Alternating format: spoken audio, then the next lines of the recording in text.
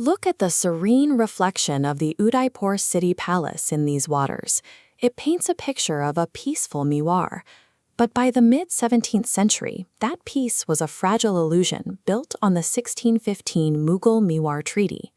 As Emperor Shah Jahan's reign neared its twilight, the shadow of his ruthless son, Aurangzeb, began to stretch across the subcontinent. Sensing the coming storm, regional kings rushed to surrender their remaining autonomy to curry favor in Delhi. But when a young Maharana Raj Singh ascended the throne of Mewar in 1652, he made a calculated choice to stand his ground against this mounting pressure. Here at the ancient Chittorgarh fort, Raj Singh began secretly repairing these massive stone walls. This was a direct violation of the treaty, which strictly forbade fortifying Mewar's defenses. Word reached Shah Jahan, who immediately dispatched a massive army under his commander Sadullah Khan to tear down the new construction and crush the rebellion. Facing an overwhelming imperial force, Raj Singh did the unexpected. He ordered his men to step back, allowing the Mughal army to demolish the battlements without spilling a single drop of Rajput blood. Raj Singh watched the walls fall, but his army remained intact. By avoiding a doomed fight, he ensured he'd have the men he needed when the political winds eventually shifted. That moment arrived in 1658. Shah Jahan fell ill, and his sons plunged the Mughal Empire into a brutal war of succession. While Aurangzeb fought his brothers for the throne, Raj Singh maintained a strict, calculated neutrality. Under the guise of the traditional Tika Daud, a ceremonial royal hunting expedition, Raj Singh quietly mobilized a massive cavalry force. He unleashed this force on the distracted empire, systematically sweeping through Mughal outposts across Rajasthan. He reclaimed lost territories for Mewar and filled his treasury with captured imperial wealth. By recognizing and exploiting Delhi's temporary chaos, Raj Singh turned a moment of vulnerability into a powerful launchpad for Mewar's resurgence, making a future confrontation with the victorious Aurangzeb absolutely certain. In 1660, the conflict turned deeply personal. Aurangzeb demanded to marry Princess Charumati of the neighboring Kishangarh state against her will. Desperate, the princess sent a letter to Raj Singh in Udaipur. She challenged his honor as the defender of the Rajput faith, pleading with him to rescue her and protect her dignity. Raj Singh answered the call. Slipping out with an elite guard of just 50 men, he staged a high-stakes raid on Kishangarh, successfully rescuing the princess and marrying her before Aurangzeb's forces could intervene. To make this daring extraction possible, he needed a diversion. He ordered his trusted Chundawat commander, Rawat Ratan Singh, to take a small army and block the retaliatory Mughal forces at the narrow Dessori Pass. Ratan Singh had just been married. Fearing his attachment to his new bride would make him hesitate in battle, his wife, Hadi Rani, made a legendary sacrifice.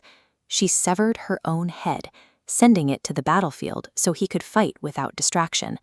Wearing his wife's grim memento into combat, Ratan Singh and his vastly outnumbered men fought with absolute fury, successfully pinning down the Mughal army and securing Raj Singh's ape.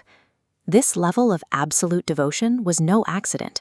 By standing for Charumati's dignity, Raj Singh had signaled to every subject in Mewar that their honor was worth any price, even life itself. Infuriated by the humiliation, Aurangzeb escalated his campaign against Hindu culture across the empire, ordering the destruction of ancient temples and imposing the heavy jizya tax on non-Muslims. Raj Singh responded by turning Mewar into a fortress for the persecuted.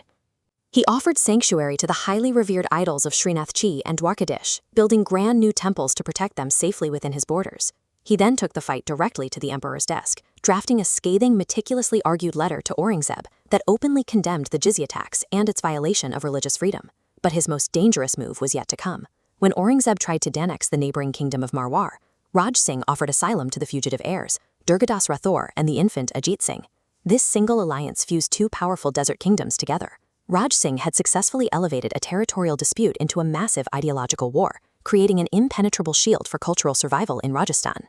Aurangzeb had finally had enough. He personally marched on Mewar with a massive multi-front imperial army, determined to wipe Raj Singh's kingdom off the map permanently. Instead of fighting the overwhelming numbers on open ground, Raj Singh pulled his forces back into these jagged, unforgiving ridges of the Aravalli Mountains.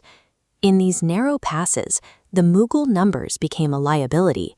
Raj Singh, supported by highly skilled local Bhil archers, launched devastating guerrilla strikes, trapping the imperial troops in the valleys and cutting off their supply lines. The campaign ended in total disaster for Delhi. Aurangzeb's prized Begum was briefly captured by Rajput forces, and the emperor himself barely managed to escape the mountains with his life. By neutralizing the greatest military machine on earth through geographic mastery and native tactics, Raj Singh decisively shattered the myth of Mughal invincibility. Protecting the borders was only one half of Raj Singh's duty. The land itself often posed a different, more silent threat to his people: drought. When a severe famine struck the region, he commissioned the massive Rajsamand Lake to provide critical employment and secure the region's water supply. Along its banks, he left behind the Raj Prasasti, the world's longest stone inscription. Over a reign of 28 years, Maharana Raj Singh proved that even the most terrifying empires can be dismantled by a leader armed with strategic brilliance, patience, and an unyielding resolve to protect the dignity of his people.